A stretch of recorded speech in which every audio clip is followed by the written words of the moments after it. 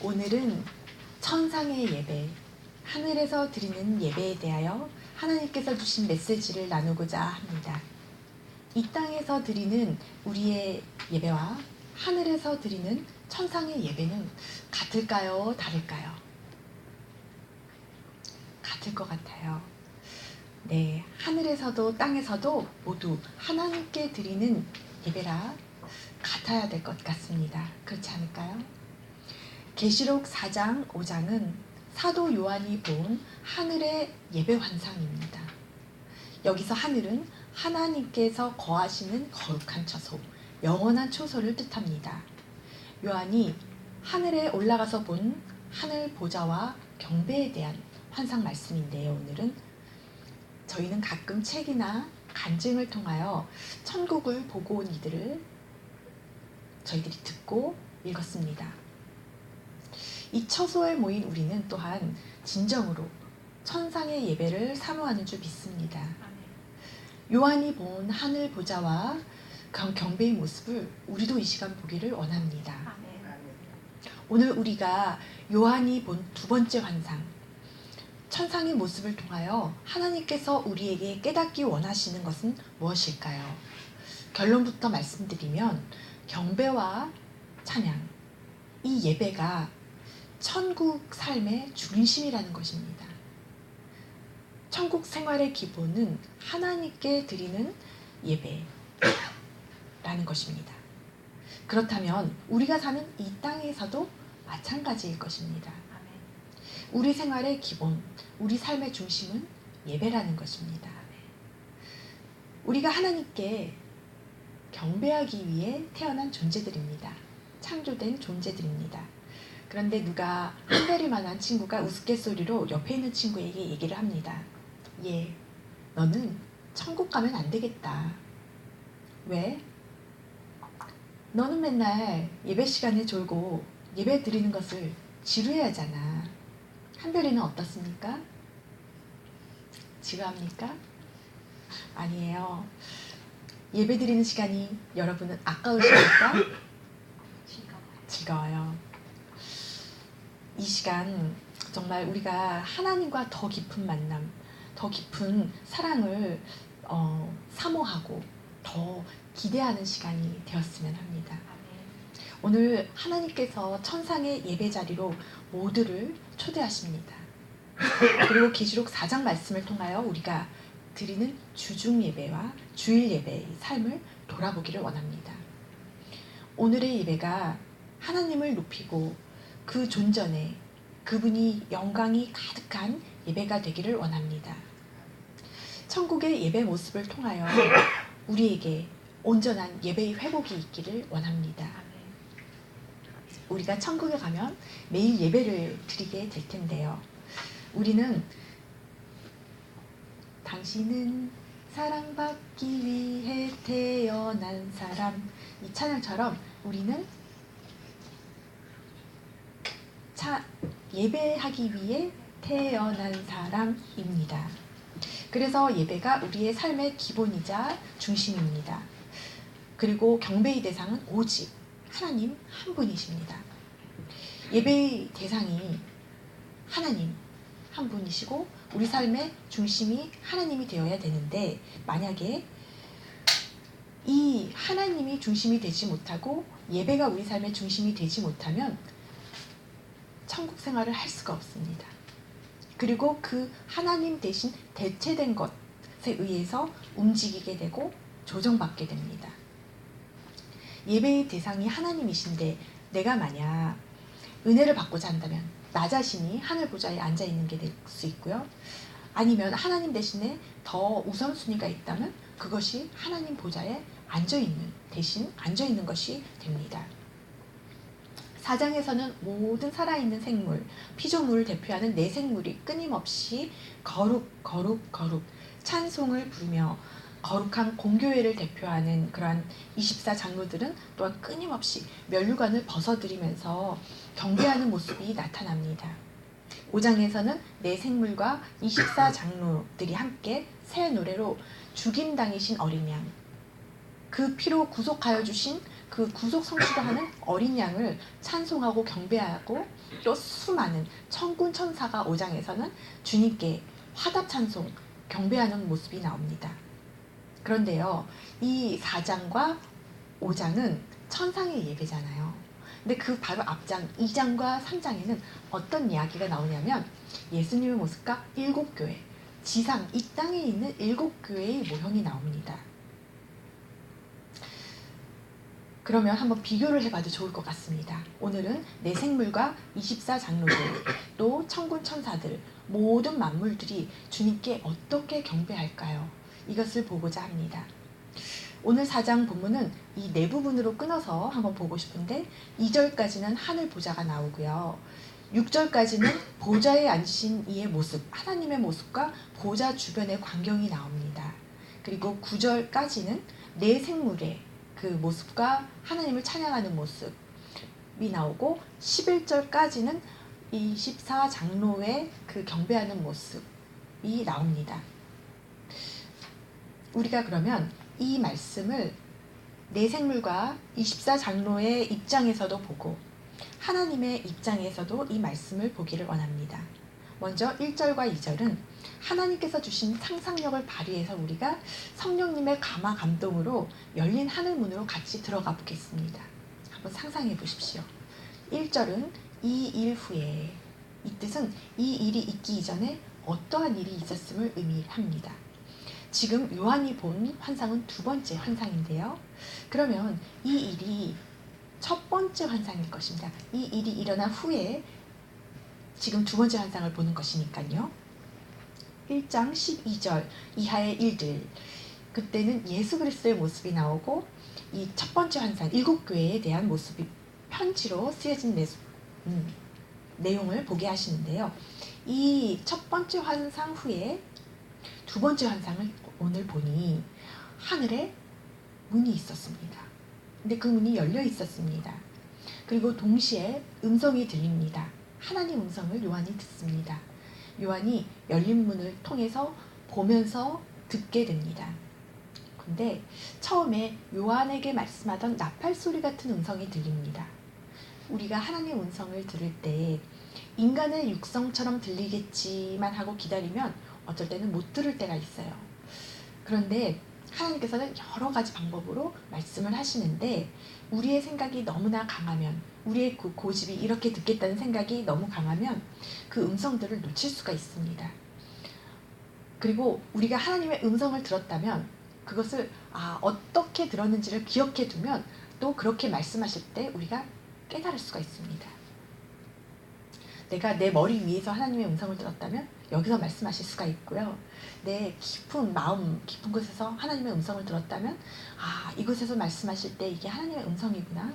우리가 그것을 캐치할 수가 있습니다. 그런데 요한은 나팔 소리 같은 음성을 들었다고 합니다.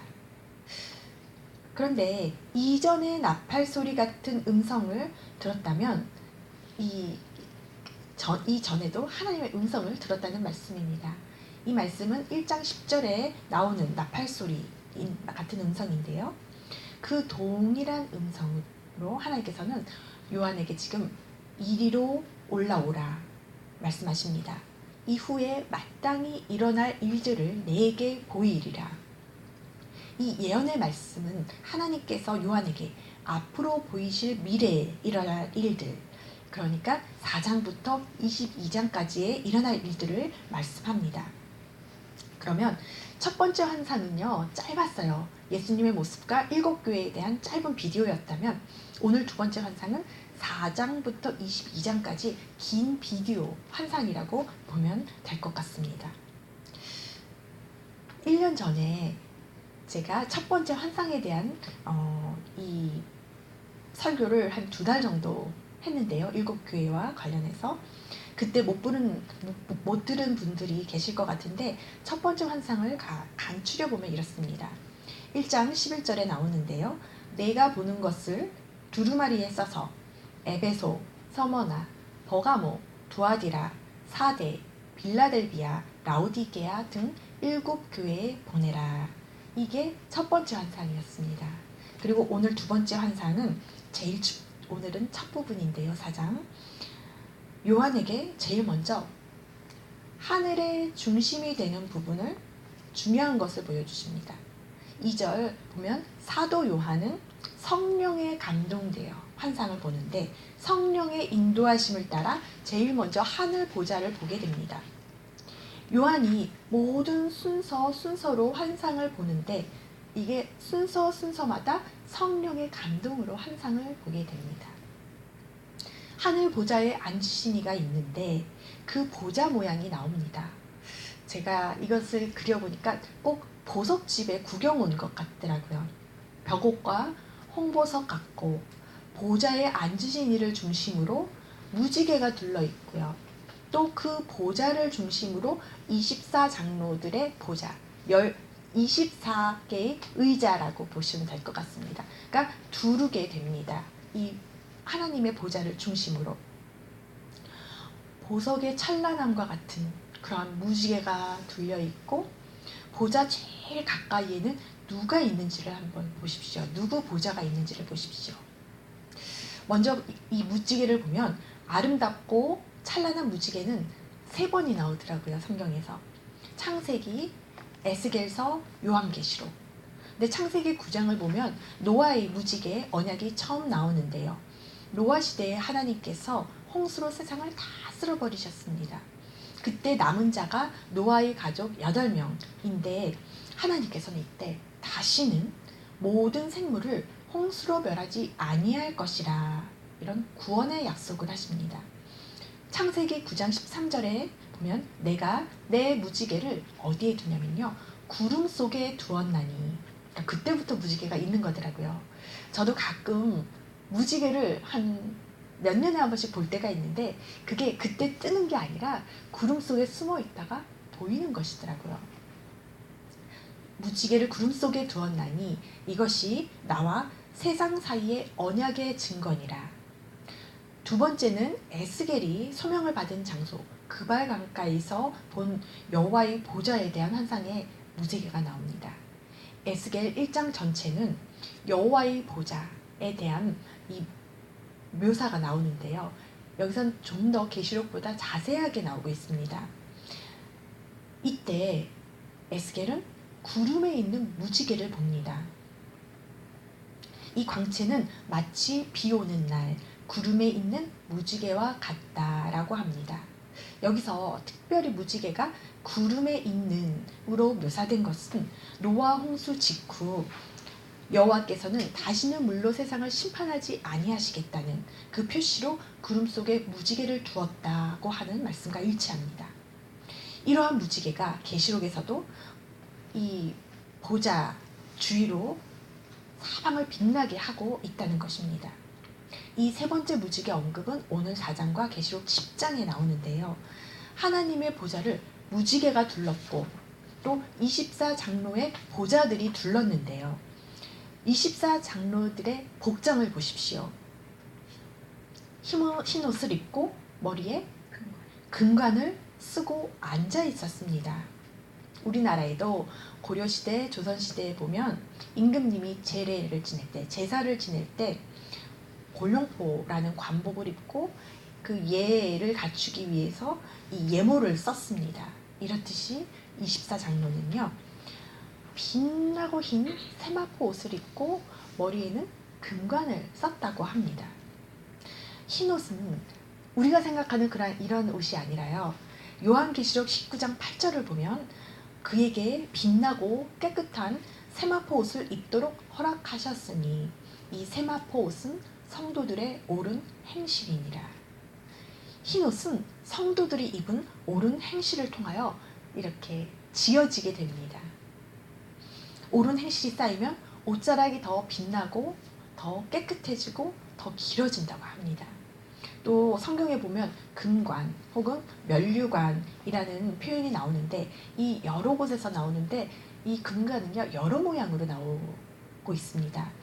디모데후서 4장 8절을 보면 이제 후로는 나를 위하여 의의 면류관이 준비되었으므로 주 곧 의로우신 재판장이 그 날에 내게 주실 것이며 내게만 아니라 주의 나타나심을 믿는 사모하는 모든 자에게도니라. 사도 바울은 최후 심판대에서 재판장이신 하나님께서 자신에게 의의 면류관을 주실 것을 고백했습니다. 그런데요, 이 사도 바울은 이뿐만 아니라 우리처럼 정말 주의 나타나심을 사모하는 모든 자에게도 의의 면류관을 씌워주신다고 말씀하고 있습니다. 또 지상에서의 우리 삶이 의롭게 살면 의의 면류관을 주시고, 사람들을 살리면 생명의 면류관을 주시고, 하나님께 영광을 돌리는 삶을 살면 영광의 면류관을 주신다고 말씀을 합니다. 그리고요, 이 보좌의 모습을 보면 보좌 앞에는 그냥 등불이 아닌 켠 등불 7이 있다고 하는데, 하나님의 7영이라고 합니다. 이는 성령 하나님의 다른 표현입니다. 켠 등불 7, 하나님의 7영. 여기서 켜진 등불은 blazing이라는 표현을 쓰는데요, 이글이글 활활 타오르는 그 뜨거운 그러한 그 등불, 격렬함, 또 아니면 눈부시게 빛나는 이런 뜻이 있습니다. 그리고 여호와의 7영은 지혜의 영, 여호와를 경외하는 영, 총명의 영, 재능의 영, 모략의 영, 지혜의 영, 이 여호와의 영을 의미를 합니다. 우리가 하나님을 경배할 때 여호와의 7영, 우리가 예배를 드릴 때 이 성령님이 운행을 하게 됩니다. 지금도 이곳에는 성령님이 운행하고 있습니다. 우리가 천상에뿐 아니라 지상에서도 하나님 중심으로 예배를 드릴 때, 하나님 중심으로 예배하는 삶을 살 때 우리에게는 이 땅에서도 영안이 열리면요, 흰 옷과 면류관을 쓰고 있고요. 그리고 또 어떤 이는 의의 면류관, 어떤 이는 영광의 면류관, 어떤 이는 생명의 면류관을 쓰고 있습니다. 그래서 우리가 예배를 드릴 때 그것을 주님 보좌 앞에 이렇게 드리게 됩니다. 벗어서. 한번 영안을 열어서 옆에 앞뒤에 한번 성도들을 한번 보십시오. 어떠한 면류관을 쓰고 계신가 한번 보시기 바랍니다. 어떠한 흰옷을 입고 계신가 한번 보시기 바랍니다. 네, 면류관이란 성령을 통해 받은 우리의 변화된 삶, 능력의 삶입니다. 우리는 금관을 생각하게 되는데요, 그러한 삶입니다. 잠언을 보면 백발은 영화의 면류관이라, 공의로운 길에서 얻으니라. 이 백발은 영화의 면류관은요, 공의로운 길에서 얻는다고 합니다. 또 내가 이 땅에서의 경배의 삶에 따라서, 또 성령의 운행하심에 따라서, 능력의 어떠한 성령님의 능력을 받느냐에 따라서 관의 종류가 달라집니다. 우리는요, 성령을 받으면 숨길 수가 없어요. 초자연적인 능력을 받게 됩니다. 잠언 14장 24절에 보면 지혜로운 자의 재물은 그의 면류관이요. 여기서는 재물은 이라는 재물이라는 주어가 나오는데, 이 재물이 면류관이라고 합니다. 어떤 이는 재물이라는 면류관을 받게 됩니다. 또 그래서 지혜의 영을 받으면 재물을 받을 수가 있는구나. 또 잠언 14장 18절을 보면 슬기로운 자는 지식으로 면류관을 삼느니라. 여호와의 7영 중에서 총명의 영이 임하면요, 지식의 면류관을 받게 됩니다. 우리가 예배를 드릴 때 지식의 영, 지혜의 영, 총명의 영 이렇게 받게 되잖아요. 이렇게 되면 우리가 이 능력, 초자연적인 능력을 받게 된다는 것입니다. 그러면요, 우리는 아마 하나님께 면류관을 벗어드릴 때 정말 우리가 우리의 능력이 아닌 이 면류관을, 이 부음을 받을 때 인간의 차원을 뛰어넘는, 인간의 한계를 뛰어넘는 능력이 우리 안에 임하게 됩니다. 그래서 예배는요, 나의 영을 살리고 내가 능력을 받는 시간입니다. 그리고 나의 삶을 풍성하게 해주는 시간입니다. 또한 내가 하나님께 받은 지식, 또 내가 여호와께 받은 재물을 또 하나님께 엎드려 다시 돌려드릴 때 더욱더 풍성하게 됩니다. 없어질 것 같잖아요. 그런데 더욱더 풍성함을 얻게 된다는 것입니다. 이것은요, 성령 충만한 삶을 살 때 성령 충만한 사람에게 부어지는, 더 충만해지는 것입니다. 우리 면류관을 벗어드릴 때는요, 이게요, 천상에서 보니까 이렇게 벗어서 드리면 여기 또 다시 면류관이 씌어진다고 해요. 그럼 그걸 또 다시 벗어서 드리면 또 이게 없어지지 않고 또 씌어진다고 합니다. 그래서 더 큰 지혜, 더 큰 지식, 더 큰 재물이라는 면류관이 우리에게는 또 씌어지게 되는 것입니다. 하나님께 바친 면류관은 녹슬지도 않고요, 소멸되지도 않습니다. 이제 또 보좌 앞에는요, 그 7 영 같은 그 현 등불과 수정, 얼음 같은 투명한 유리 바다가 있습니다. 이는 궁창 위의 물, 궁창 아래에 있는 물을 뜻합니다. 그리고 보좌 가운데와 그 주위에는 4 생물이 있습니다. 상상이 되십니까? 그들이 그런데 밤낮 쉬지 않고 하는 일이 있습니다. 그들의 이름 바로 하나님께 경배하는 일입니다. 혹자는 4 생물이 마태, 마가, 누가, 요한 이 사도가 아닐까라는 생각도 하고, 또 어떤 이는 혹자는 모든 피조물을 대표한다고도 말을 합니다. 그런데 이 4 생물은요, 하나님을 어떻게 표현을 하냐면 주 하나님 곧 전능하신 이라고 하고, 전에도 계셨고 이제도 계시고 장차 오실 이라고도 합니다. 그런데 그들이 4 생물들이 하는 이 경배는요, 거룩하다, 거룩하다, 거룩하다 3번을 반복함으로써 하나님의 거룩을 아주 최상급으로 표현을 합니다. 밤낮 쉬지 않고 거룩함을 표현을 합니다. 그리고 그 전능하신 하나님께 경배를 하면서 영광과 존귀와 감사를 올려드립니다. 그리고 또 그 주위에 24 장로의 보좌가 보이는데요, 그들은 하나님을 표현하기를 세세토록 살아계시는 살아계시는 하나님이라고 고백하며 주 하나님이라는 칭호를 합니다. The Lord, 헬라어로는 Curious라고 하는데 하나님은 나의 주인이십니다 하면서 그들은요, 엎드려 경배를 합니다. 주님은 영광과 존귀와 권능을 받으시는 것이 합당합니다. 자기 금 면류관을 벗어서 보좌 앞에 드리며 엎드려 경배를 드립니다.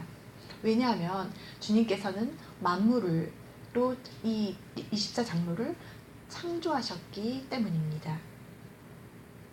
만물은, 온 세상은 주님의 뜻에 따라 창조되었고 또한 지으심을 받았기 때문에, 존재하기 때문에 그렇습니다. 이것이 사도 요한이 본 하늘 보좌의 모습과 그 경배의 모습입니다. 4장에서는 중심이 뭐라고 그랬죠? 하나님, 하늘 보좌입니다. 천국을 가장 먼저 올라가면 중심이 하늘 보좌입니다. 우리도 천국 생활을 하면 가장 중심이 하나님, 하늘 보좌입니다. 그래서 그 보좌, 우리가 우리 보좌 앞에 모였네, 이런 찬양처럼 보좌를 중심으로 우리가 피조물들이 모이게 되는데요, 이 경배를 드리다라는 이 말은 영어로는 월십이지만 헬라어로는 프로스퀴네오라고 합니다. 예배를 뜻하는 대표적인 헬라어가 있는데요, 이 프로스는 누구를 향하여 라는 뜻이고, 퀴네오는 입맞추다의 합성어입니다. 그래서 원래는 종이 주인에게 문안을 할 때 존경의 표시로 머리를 조아리면서 발에 입을 맞추는 것을 가리켰는데요, 이 표현을 상징적으로 해서 하나님께 최대의 경의를 표하는 그러한 태도입니다. 하나님께 존엄과 권위와 그 앞에 우리가 자발적으로 겸손하게 굴복하는 태도입니다. 그래서 예배는 우리의 태도입니다. 우리의 삶의 태도입니다. 누구를 향하여? 대상은 오직 한 분, 창조주이신 하나님. 우리가 이 24장로는 엎드려 경배를 하는데요. 그러니까 얼굴이 땅에 닿도록 경배를 하는데 경배를 하는 것은 이제 세 가지로 제가 이렇게 보았는데 우리가 어떻게 하나님께 존경을 표할 수 있을까? 첫 번째는 24장로처럼 하나님께 엎드려 경배하는 것입니다. 둘째로는 무릎을 꿇는 것입니다. 다니엘서 6장 10절을 보면 다니엘이 이 주소에 왕의 도장이 찍힌 것을 알고도 자기 집에 돌아가 윗방에 올라가 예루살렘을 향한 창문을 열고 전에 하던 대로 하루 3번씩 무릎을 꿇고 기도하며 그의 하나님께 감사하였더라. 또 빌립보서 2장 10절에는 하늘에 있는 자들과 땅에 있는 자들과 땅 아래에 있는 자들로 모두 무릎을 예수의 이름으로 꿇게 하시고, 이렇게 무릎을 꿇고 경배를 드리는 모습입니다. 셋째로는 우리가 두 손을 들고 경배하는 것입니다. 시편 88편 9절에 보면 곤란으로 말미암아 내 눈이 쇠하였나니 여호와여 내가 매일 주를 부르며 주를 향하여 나의 두 손을 들었나이다. 이 에스라서 9장 5절에 보면 이 두 번째와 세 번째 모습이 합쳐진 모습이 나옵니다. 제사장 에스라가 저녁 제사를 드릴 때 내가 근심 중에 일어나서 속옷과 겉옷을 찢은 채 무릎을 꿇고 나의 하나님 여호와를 향하여 손을 들고 이렇게 I surrender you, 나는 순복함을 주님 순종합니다, 순복합니다 이렇게 표현을 했습니다. 누가복음에도 보면 두 손을 들고 기도하거나 무릎을 꿇고 기도했다고 나옵니다. 우리가 피조물로서 예배의 목적을 바로할 때, 예배의 목적을 우리가 정말 바로할 때 우리가 하나님께서 우리를 창조하신 목적과 뜻을 깨달을 수가 있게 됩니다. 또 그럴 때 우리의 삶이 능력 있는 삶으로 변화하게 됩니다. 성령의 능력이 우리에게 온전히 부어질 때 나의 능력이 아닌 성령의 초자연적인 능력이 임하게 됩니다. 그래서 이런 말이 있어요. 예배에 성공하면 내 인생에 성공한다는 말이 있습니다. 그래서 우리는 예배의 자리에서 승리하기를 원합니다. 말씀을 정리합니다. 오늘 우리는 하늘 중심에 있는 하늘 보좌를 먼저 봤고요. 그 주위에 둘러싸고 있는 내 생물과 24장로의 경배하는 모습을 보았습니다. 그래서 우리가 보고 깨달은 천상의 예배를 통해서 한번 어떻게 정리하면 우리가 이 천상의 예배를 잊지 않고 기억에 남길 수 있을까 했는데 하나님께서 이런 마음을 주셨어요. 육하 원칙을 따라 정리해보라는 마음을 주셔서 한번 천상의 예배를 6가지 질문으로 한번 정리를 해보겠습니다. 천상의 예배는 누구에게 드리는 예배입니까? 하나님입니다. 그럼 언제 드리는 예배입니까? 때는 천상에서는 밤낮 없이 드려집니다. 어디에서 드리는 예배입니까? 하늘 보좌를 중심으로 드리는 예배입니다. 이 중심이 중요합니다. 그럼 무엇을 드리는 예배입니까? 우리가 마땅히 드려야 할 존귀, 영광, 감사, 권능을 드립니다. 우리에게 이걸 다 드릴 수 있도록 하셨습니다. 그리고 우리가 옳은 행실인 흰 옷을 입고 우리의 또 삶에 그 받은 이 면류관을 이렇게 엎드려 드리는 것입니다. 어떻게 드리는 것이 예배일까요? 우리가 3가지를 보았는데 24장로는 엎드려서 하나님을 경배했습니다. 이것은 우리를 하나님 앞에 낮추는 겸손한 태도입니다. 또 두 손을 들고 찬양을 했고 무릎을 꿇고 기도를 했습니다. 왜 예배를 드릴까요? 창조주 하나님의 뜻에 따라 우리 피조물들이 주님을 경배하는 것은 마땅하기 때문입니다. 우리를 예배하기 위해서, 우리 예배를 받으시기 위해서 우리를 지으셨기 때문입니다. 그럼 이제는 내가 드리는 예배를, 이 땅에서 내가 드리는 예배를 점검하기를 원합니다. 6가지 질문을 해보겠습니다. 누구에게 드리는 예배입니까? 아멘. 나의 경배의 대상은 오직 하나님 한 분이십니다. 여기까지 알면 그냥 지식에 그치는 것이잖아요. 그런데 이것을 깨달았다면 우리가 실천을 해야 되는데, 내 삶이 오직 하나님 중심으로 이루어지는, 돌아가는 삶입니다. 내 일정과 내 삶의 목적은 하나님 중심으로 짜여집니다. 두 번째, 언제 드리는 예배입니까? 네, 이 밤낮 없이를 우리 삶에서 적용을 해보면 일주일에 한 번 주일 예배를 드리는 것이 아니라 매일의 삶 속에서 예배가 있어야 합니다.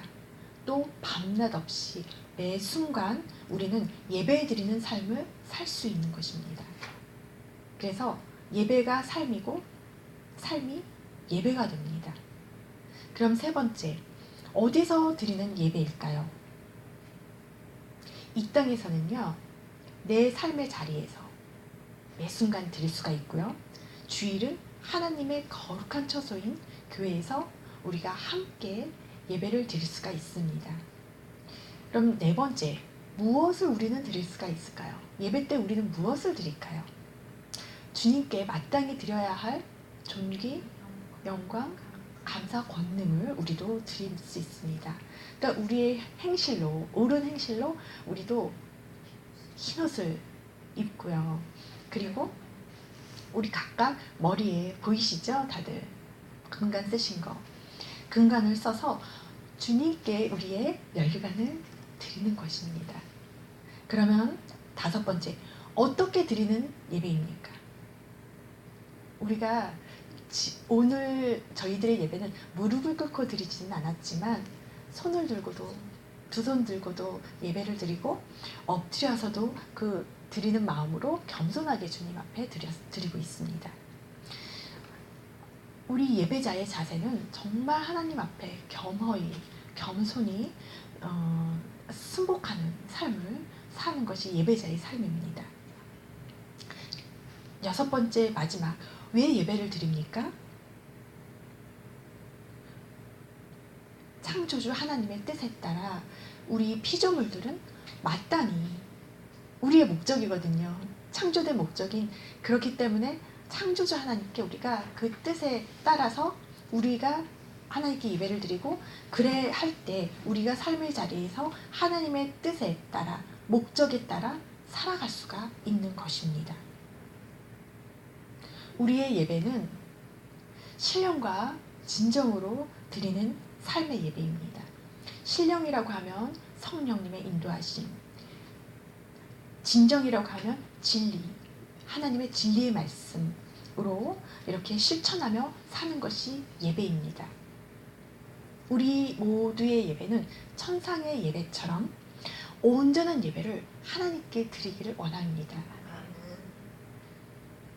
그래서 하나님께 드리는 온전한 삶의 예배를 정말 우리는 매일매일 또 매 순간 드리실 수 있기를 예수 그리스도의 이름으로 축원합니다.